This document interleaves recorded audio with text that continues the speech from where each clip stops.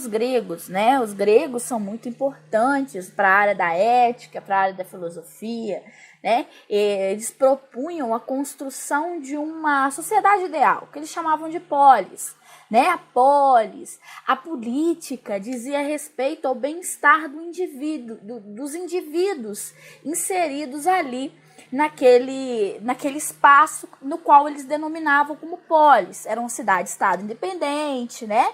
Possuía aí uma organização própria. Existia a democracia, né? Que eram cidadãos que decidiam o rumo da cidade-estado através da participação direta. E destaque aí para Aristóteles o conceito da ética. O que seria a ética? Seria a participação ao bem-estar de todos, né? Assim como a política e a ética estão diretamente associadas. Sócrates, já falei para vocês também, que acreditava muito na sociedade ideal, né, que respeitava as leis da cidade-estado, que acreditava nas leis e também defendia um modelo de polis ideal, né, quando o indivíduo, o cidadão, detalhe aí, o cidadão, ele era, de certa forma, o homem, a mulher não participava das decisões do processo da cidade-estado, né, mas você tinha uma sociedade, mesmo tendo uma sociedade assim, bem que pregava essa ideia de democracia, participação, você ainda tinha, por exemplo, uma democracia corrupta, uma manipulação, no caso aí os sofistas que eram manipulavam a sociedade, os cidadãos, né? Mas mesmo assim você tinha um grupo que defendia os utópicos, né, o que vocês acharem melhor definir, que defendiam uma sociedade ideal, né, onde os cidadãos pudessem se manifestar, pudessem inferir na ordem, né, e aí cresceria, e aí seria o ideal de polis, né. Então, como que isso ia acontecer? Através do processo educativo, ou seja, a aprendizagem, né, até a construção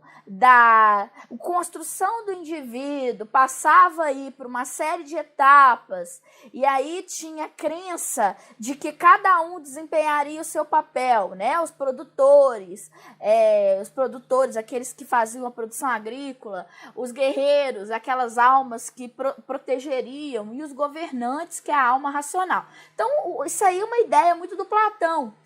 Cada um executando a sua função dentro da sociedade. Traz aí para o lado da ética, cada pessoa desempenhando a sua função. É uma hierarquia onde a sociedade ela dependia desses grupos, principalmente do grupo dos governantes, que era a alma racional, né, que descobriria que são capazes de conhecer e reconhecer a verdade através do uso público da razão. Né, os gregos acreditavam muito no poder da política, do Estado, né, isso era muito importante. Então, para eles, o ideal de sociedade era fundada no bem, na justiça, né? Poderia ser uma monarquia, uma aristocracia, mas todos esses regimes de governo deveriam emanar a justiça, que é o bem do cidadão, bem de todos, onde a lei deveria estar acima. Né? Então, nós temos aí os gregos que trazem essa ideia de ética, que trazem essa ideia de política, de formação de cidadania e etc. Então, aí você tem a politeia, né? Ou que política, que deveria ser o bem-estar de todos em prol do coletivo. Aristóteles dizia muito que o homem é o animal político, que defendia o interesse da lei sobre o indivíduo. Né? Então, ele acreditava numa organização hierárquica da autoridade da polis, cada um desempenhando a sua função, a justiça, né? Dar a cada um o que lhe é devido, é o chamado justiça distributiva, a justiça participativa, né? Onde todos os cidadãos participariam. E ele fala da democracia como uma soma parcial das virtudes do indivíduo. Né, está acima das necessidades do indivíduo, acima do bem comum, das necessidades individuais. Não, a gente tem que abrir mão disso em prol do coletivo. Então, ele sempre diz o ser humano, o homem, é um animal político. Por quê? Porque ele está voltado para a justiça, para o bem comum, para a felicidade de todos. E aí se funda o Estado, né, como uma representação do bem coletivo, tá? Então, Aristóteles, pai da ética, né? Mas vamos prosseguir a nossa história aí dos conceitos filosóficos. Os gregos, aos poucos, vai acabando o pensamento grego, né, dando origem ao Império Romano, e depois estão grandes pensadores ali, o Ulpiano, dar a cada um o que lhe pertence, né, a base aí do direito. Mas você tem também, depois do Império Romano, o fim do Império Romano, e a ideia de uma cidade, de um pensamento fundado no cristianismo, né? Na ideia, aí você tem Santo Agostinho, com a ideia de cidade de Deus, cidade dos homens, revisita Platão, né, com aquele dualismo, aquele maniqueísmo platônico, traz a ideia de livre-arbítrio, né? O homem, ele é dotado de livre-arbítrio, né? Mas ele tem que seguir o caminho do bem, porque se ele não seguir o caminho do bem, ele está condenado ao inferno. A fé está acima da razão, né? Então, tem essa ideia, né? O cristianismo se fortaleceu muito nesse período e traz esse pensamento religioso, né? Aquela ideia da ética cristã, né? Aquela ideia, se você não fizer o certo, você vai para o inferno. É mais do que não é uma lei dos homens, é uma lei divina, né? O papel que a lei divina tem sobre o homem, ela é muito mais importante que a própria lei dos homens, né? Então você tem aí uma ideia, bem o castigo eterno dos maus, né? É hoje, né? Segue essa proposta aí dentro do ramo da ética, dentro do ramo. Nossa sociedade trava muito esse debate, né? Então, só um minutinho. E aí, seres humanos são a obra divina de Deus, né? Estão abaixo, o Criador e a criatura, né? Mas a prática do bem se dá através do amor a Deus, né? Tanto que aquelas pessoas que serão, aquelas pessoas têm que ser tementes, as pessoas devem ser tementes a Deus. Caso contrário, vão para o inferno, ou então vão ser punidos aqui, através da Inquisição. Então, você tem a ética da cristã, né, que trava essa ideia de que Deus está acima de toda e completa razão, de qualquer tipo de pensamento racional, né? Segue-se o livre-arbítrio, você tem o controle da sua vida, porém você vai pagar pelo seu pecado caso você fizer algo que atente contra a religião, né? Então essa é a ideia, né? A cidade de Deus, que é a representação platônica, né, de Santo Agostinho, onde as ações e governos humanos são desprezados e a glória de Deus está acima de todas as coisas, tá? Então, o uso, por exemplo, dos bens materiais, do dinheiro, né, seria em prol de uma religião e de uma paz eterna, tá? Então, busca-se muito a questão, não daqui, terrena, mas a questão dos céus, né? Então, toda aquela sociedade vai ser voltada para a questão religiosa, né? Você vai nas igrejas, você é o medo de estar pecando contra a questão de Deus, enfim. Né? Cidade dos homens é a verdadeira confusão, né? São os reinados terrenos onde o homem governa, né? Mas é tudo humano, é tudo confuso, segundo Santo Agostinho. E só a cidade de Deus é que tem toda a organização ideal, né? O governo ideal, porque é voltada para as ideias de Deus, da lei divina e etc, tá? Mas o indivíduo, seguindo aí as ordens de Deus, ele pode alcançar a cidade de Deus, tá? E aí você tem a ideia momento aí do direito de governar. O direito de governar seria divino, né? O rei é a representação de Deus, é o início aí do estabelecimento de uma ideia divina de governar, né? E depois do finalzinho da Idade Média vão surgir as monarquias absolutistas, né? Uma centralização de poder, é onde eu quero chegar, tá? Onde você tem uma rígida hierarquia, onde os reis eles têm o direito de governar, né? O momento aí do século XVI, onde você vê uma mudança nas mentalidades, o fim da Idade Média, o fortalecimento do poder absoluto dos monarcas, né? E aí você tem tiranos que vão surgindo, controlados aí pela monarquia. E aí funde-se essa ideia de governar, do direito divino do rei, né? Isso vai ser tirado de São Tomás de Aquino no finalzinho da Idade Média, onde cidadãos eles deviam participar do governo, né? E o rei é o virtuoso. Você tem a lei divina, a lei natural e a lei dos homens. A lei divina para eles é a principal. A lei humana ela deve estar ao encontro das ideias divinas, né? A ideia, a lei natural seria o bem comum, seria a questão das regras morais, né? O papel que a lei natural tem também nas diferentes leis. E aí você tem a questão da manutenção da ordem divina, né? O Estado não se submeteria à igreja, existiria um contraponto. O Estado é uma instituição natural, volta-se para o bem comum. A igreja é uma instituição sobrenatural, é diferente uma da outra, né? O pensamento de São Tomás de Aquino, conforme a gente já conversou um pouquinho sobre isso, ela concilia a razão e a fé, né?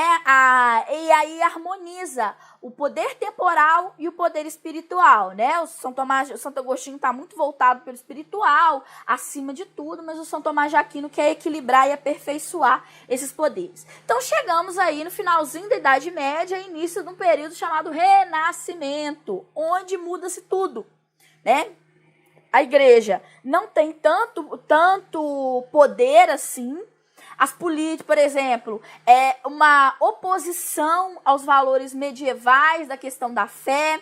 O indivíduo buscava um pensamento mais racional, o contato com o Oriente, aquele renascimento cultural, Leonardo da Vinci, vários pensadores, Rafael de Sáncio, vários artistas trazendo aí a ideia de uma nova era e um novo momento. O Renascimento é uma ideia de busca, né, um retorno à cultura antiga, aos gregos, que os gregos trabalhavam muito com a valorização da razão, né, tanto na política, tanto na ética e dentre. Então volta tudo isso.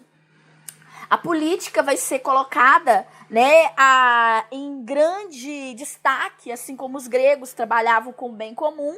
Né? Você tem um momento aí de grandes monarquias despontando, grandes reis despontando aí, as cidades italianas enriquecendo, né, com o comércio marítimo, elas têm o domínio do Mediterrâneo e, consequentemente, têm o domínio do comércio marítimo. E aí, dentro dessas cidades italianas, vai ter um pensamento muito fortalecido, principalmente Maquiavel. Nicolau Maquiavel, ele era um grande intelectual da época, né, muito associado às monarquias italianas. E o Maquiavel, ele se opunha àquela idealização, né? Os gregos, eles idealizavam muito essa questão da política. Na verdade, a política é algo prático, né? A questão dos reis é humano, né? A verdadeira finalidade da política é a conquista do poder. O rei, ele tem que manter esse poder nas suas mãos. E para isso, ele vai ter que usar de qualquer tipo de artifício para manter o poder, né? Então isso é a verdadeira virtude do rei. Não é assim, eu sou bonzinho, eu vou deixar. Não, ele tem que ter o poder na sua mão, ele tem que manter o poder. Se é por ser temido ou ser adorado, é melhor o rei ser temido do que ser adorado. Na verdade, que Maquiavel definia, né? Porque é botar ordem nesse botiquim aí, né? Então você tem aí a ética maquiavélica, é assim, os fins justificam os meios, né? Ou seja, o rei ele é ruim, mas ele vai ter que botar ordem na situação, né? Então ele vai ter que dissimular, ele vai ter que, para manter a ordem social, uma questão de manter a ordem social. Diz que a guerra é necessário, para manter o poder do príncipe, ou seja, da monarquia absolutista. Esse é o nosso querido Maquiavel, né, que subverte um pouquinho os gregos, né? Os gregos estão em busca da justiça, busca da ética. Ele fala assim, não, política aí verdadeira, ela tem uma finalidade, que é a conquista e manter o poder. Então vai ter que ter esse jogo de poder que a gente está acostumado, né? Vamos pensar aí um pouquinho, né? A nossa política hoje, através da falta ou da ausência de ética, está relacionada a essa ideia, né? Os fins justificam os meios. Para manter o poder, eu vou ter que fazer o quê? Alianças políticas, né? Guerras, conflitos. Isso é necessário, né? Então, o Maquiavel, ele fala que essa é uma ideia bem contemporânea sobre a questão da ética e da questão das leis, da construção de leis, sendo que tem que centralizar ali no príncipe, né? Outro cara, que aí a gente vai discutir pra caramba ele na nossa aula síncrona, é o Hobbes, né? O Hobbes, ele viveu nesse período do século XVI, na questão do Renascimento, né? Então, fortalecimento das monarquias, um inglês, né? Então, Filipe II, na época, o rei da Espanha, tentou invadir a Inglaterra, da rainha Elizabeth I, né?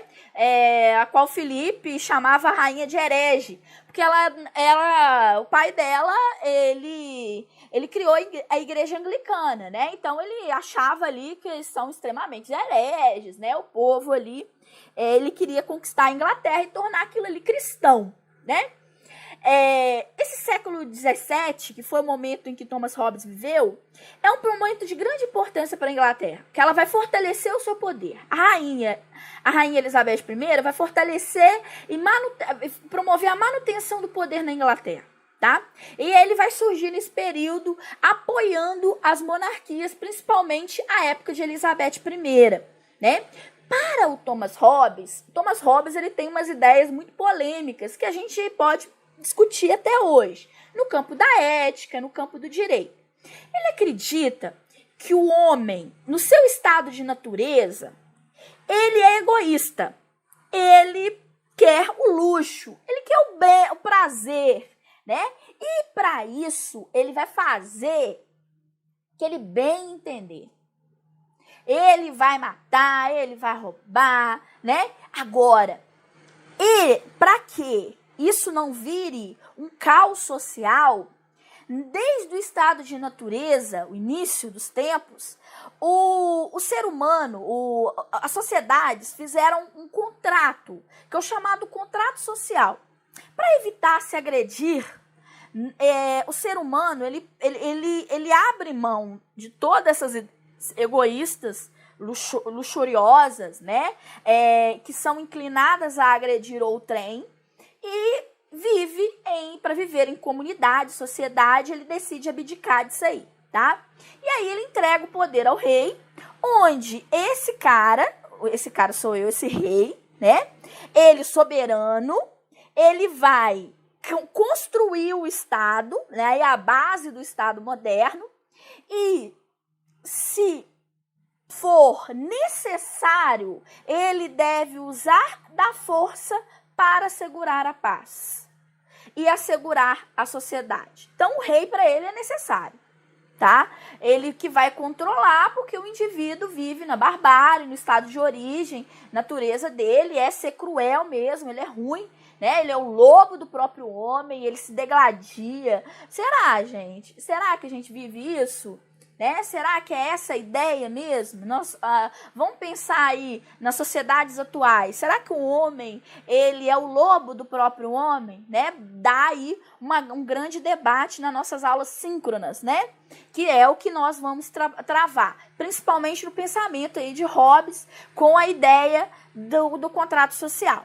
Então, é um momento, tanto Maquiavel quanto Hobbes, né, eles estão pensando na questão prática. Não adianta a gente falar assim, política tem que ser importante, porque deve agregar, né, é uma questão de liberdade, democracia positiva. Eles estão assim, não, o homem não consegue viver nesse estado. O estado de natureza do homem é a destruição. Então, ele deve se aliar, né, deve entregar seu poder ao rei, para que o rei garanta aí a ordem social. Né? Então, é isso. Né? E aí, é a base da paz, a base do Estado moderno se firma tanto no pensamento do Hobbes quanto no pensamento aí do Maquiavel, ok?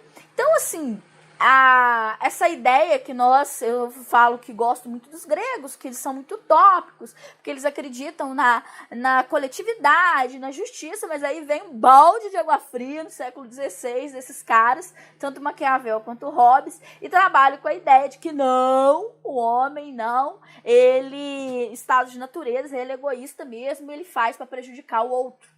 Então, é necessário para que não vivamos aí no estado de calamidade, a gente deve entregar o poder para o rei, né? E aí o rei governa, né? E nós seremos apenas seus súditos, tá? Então, é isso que eles acreditavam.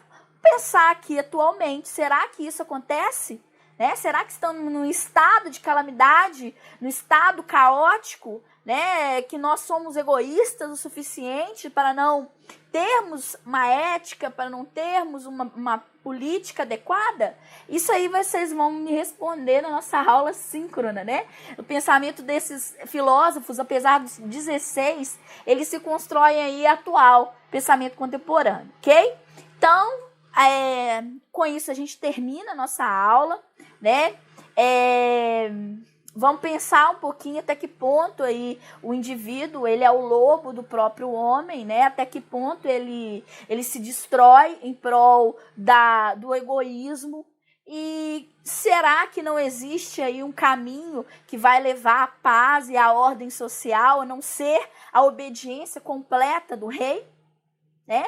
Então, é isso que eu queria que vocês discutissem, pensassem um pouquinho, né? Como isso faz muito necessário, tá? Então, um beijo, tô com saudades e até a próxima aula.